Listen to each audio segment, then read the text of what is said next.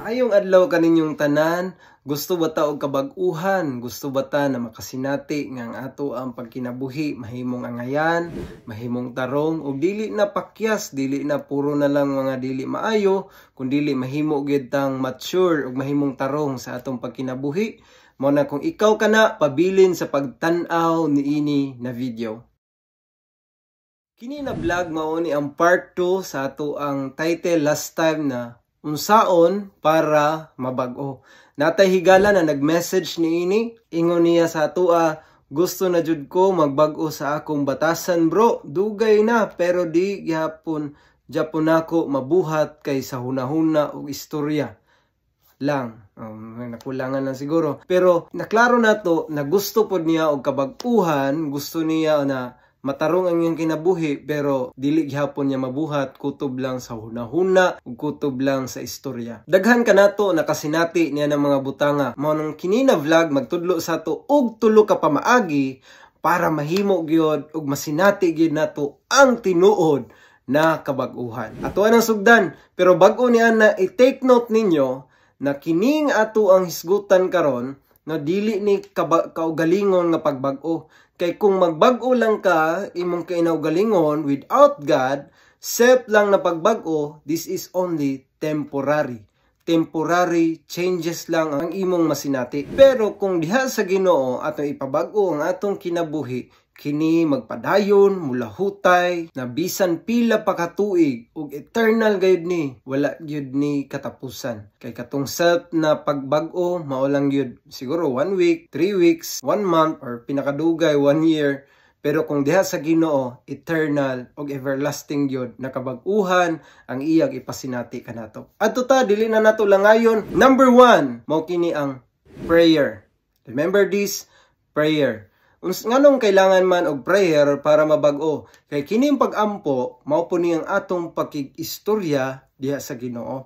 Kailangan nato og communication kay ngano man gusto man nato na ang Dios mobag-o kanato. Mo nang kailangan isulti nato, isugid nato kung unsa gyud ang atong gibati, kung unsa ang ato ang nasinati, muduol ta ganiya, mupasalamat ta kaniya. Dapat kung unsa imong pag-communicate sa ubang tao aron mahimo mo kamong higala ing ana usab diha sa Ginoo, kailangan atoa siyang istoryahon, ato siyang pasalamatan ug daygon mao gyud gitawag siya og Ginoo kay siya ang hari sa mga hari ug Ginoo sa mga Ginoo. Ug adto ta sa number 2, mao kini ang Bible reading.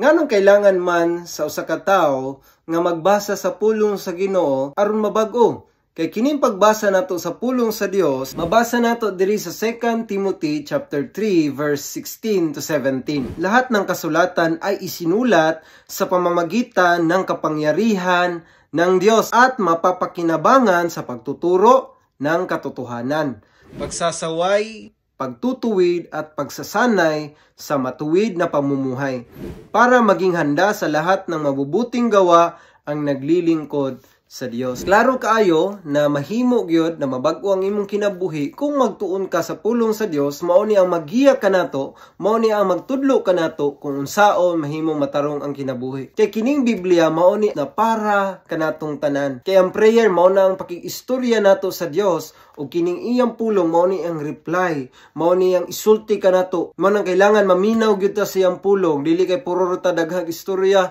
wala tay paminaw sa Ginoo, wala gyud tay relationship. Nakita na ba ka og relasyon na ang isa sige lang istorya pero pag may istorya na gani ang isa, dili maminaw ang isa kay dapat may istorya lang siya, dili na maayong relasyon, guba gyud na. Mao nang kung gusto ta og maayong relasyon, kabag-uhan sa tong kinabuhi, maminaw pudta sa Ginoo. Number 3 di nato langayon, mao kini ang guidance. Nganong kailangan man og guidance kung ikaw lang na magbag-o sa imong kaugalingon, nagaampo nako, nagabasa nako sa Bible, pero walay tao nga nag-guide kanimo. Wala ka nagasimba, wala kay leader na nagagiya kanimo, naga-advise. Mahimo gihapong useless ang imong pagbasa ug imong pag-ampo. Nganong man ang Dios mo gamit baya og tao. Kung imong tanaw ng Biblia naa gyud sila mga leaders, naa gyud nagagiya kanila. Ing ana pud na kanato, aduna jud tay tao nga paminawon, mag-guide kanato. Kay kung ang atong pagkinabuhi ang magiya gihapon nato mga barkada, mga tao nga wala nakailas sa Ginoo, tudluan gyud ta og dili maayong pamatasan. Pero katong mga tao nga magiya kanato na nabag-o pod ang ilang kinabuhi, makarelate kanato, matabangan gyud ta nila para ma-experience gyud nato ang tinuod na kabag-uhan. Ug katulang no, tulo ka pamaagi. Unang-una, prayer.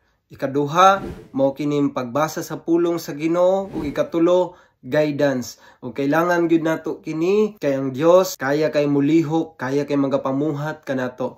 Kay kung kita-kita lang dili gyud ta magbag-o.